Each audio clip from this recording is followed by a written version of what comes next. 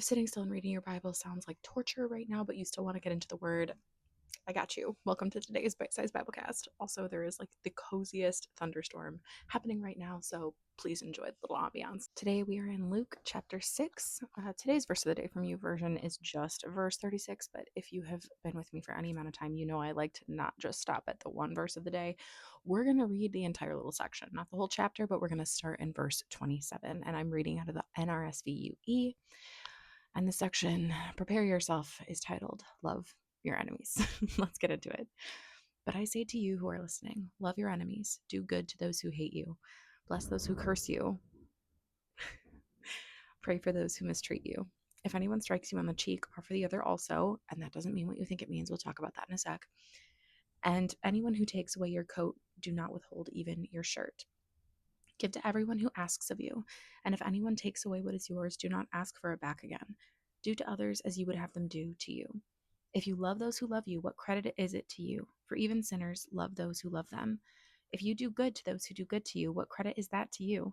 For even sinners do the same. If you lend to those from whom you expect to receive payment, what credit is that to you?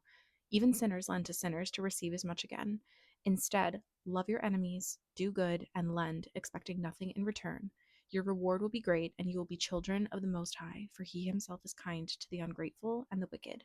Be merciful, just as your Father is merciful. Oh my goodness, I really hope you can hear this rain. Okay, I took my microphone out, so hopefully you can hear the rain while I'm talking, and it's not gonna cancel the noise. This is my favorite kind of weather.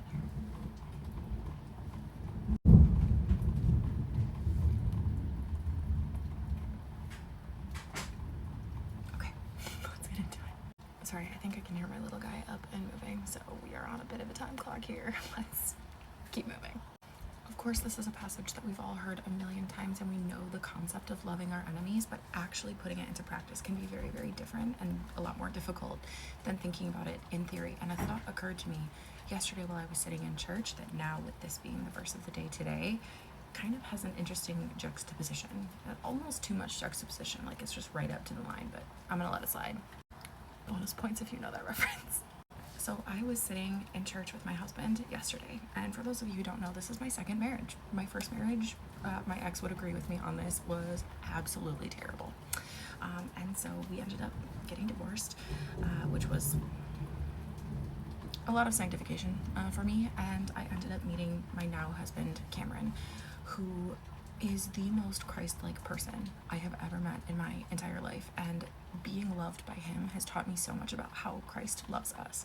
And so I was sitting in church with my husband yesterday. He had his arm around me, and we were like all snuggled up, and he was kind of like rubbing my shoulder, and I had my head like against his head, and I was just thinking about how loved and safe I felt in that moment. And then it hit me that in this relationship, in this marriage, Cameron's affection to me is a proxy for God's affection to me. God is able to show me his love through the love of my husband. And that just for some reason had never struck me. And it struck me, it was kind of this aha moment. So I leaned over and I whispered it to my husband, and he was like, oh yeah. And then reading this morning, you know how there's kind of the idea of like, oh, somebody needs a hug. When people act in ways that are unsavory, that are rude, that are selfish, that are whatever the case may be, a lot of times, yes, they do need affection, and they need Jesus. And reading this morning, it kind of clicked for me of, oh, loving our enemies is not just about us. It does a lot of good for our heart. It does so much for our heart when we choose to forego what feels like our birthright of righteous anger and instead choose an unnatural emotion towards people who hate us, who despise us, who persecute us, who say terrible things about us, who treat us poorly, even who just disregard us or have disdain for us. Choosing that unnatural emotion isn't just about the work in our heart, and it's not just about the human-to-human interaction. Our affection towards, our love towards people on earth who despise us is a proxy for God to be able to love that person directly, tangibly, sometimes physically. Like, have you ever given a hug to someone that you really don't like and you're like, really doing the Lord's work? Yeah, you are. And we're going to keep this one really, really short today. I have 2 prompts for you. With most of these bite-sized Bible casts, I like to give a prompt or 2 for you to break out your journal or go for a walk and think about it or voice note about it. Basically, just think through it and process the prompts in some way, whatever is going to work for your brain, your capacity right now. The first is to sit with your journal, or however you want to process this, and ask God to show you the ways that he has loved you recently. This isn't something that we really think about very often. Of course, we all have kind of those monumental things in our lives that we can point at and go, oh yeah, this was God working. I certainly have many, many of them. But ask God to show you, what are the little ways that he's loved you lately? What are the little things he's done to show you his affection, to show you his support and his love and his encouragement? And then once you have a little list, I want you to ask him who he needs you to give that love to, who he needs you to be that tangible point of connection for, especially if it's someone who maybe is not your favorite person or someone you feel is undeserving.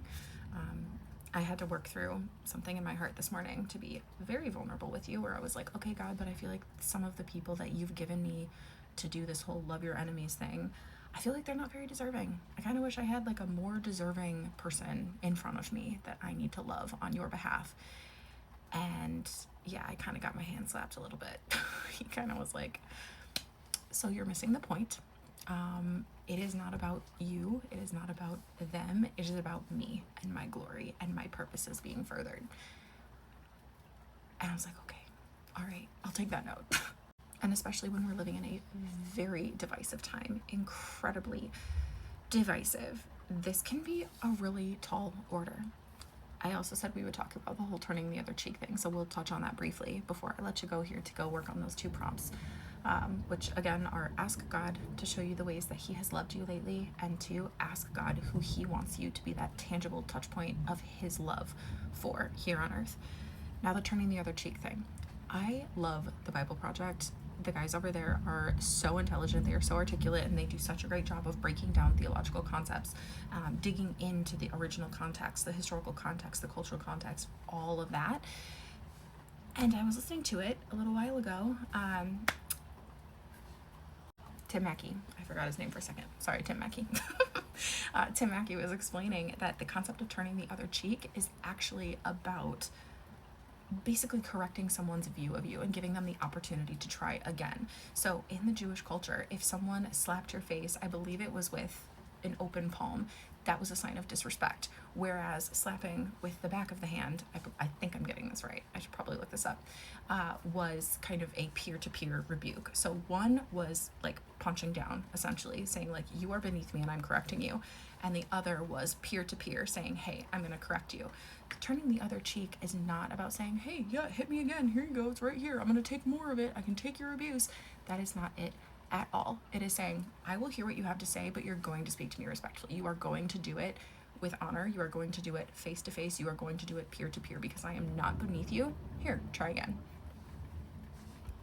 I'll try to find the Bible Project episode and link this in the show notes on my podcast, which is now, it had been the True Grit podcast with Rachel Grit. I have renamed it recently to the Jesus and ADHD podcast, which I'm very excited about. Hopefully that helps me with all SEO things, which is super fun. It's like, yeah, SEO is so much fun. Yay, marketing stuff.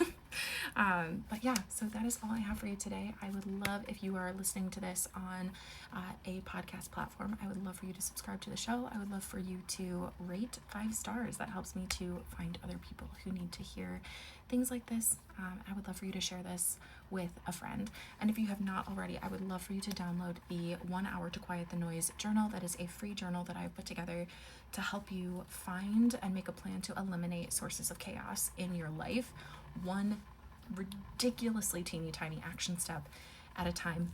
That is free. You can find that at the link in my bio, and there will also be a live version of walking through that together, because I got some feedback from people that had downloaded the journal, and I had asked them like, hey, did you get to it?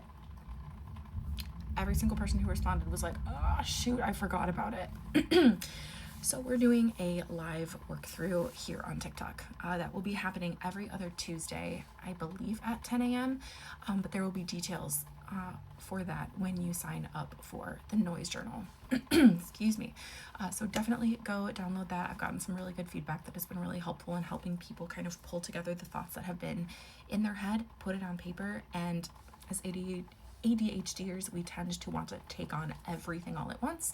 This is designed to help you pick one teeny tiny action step that's going to be repeatable, sustainable, actionable, and effective.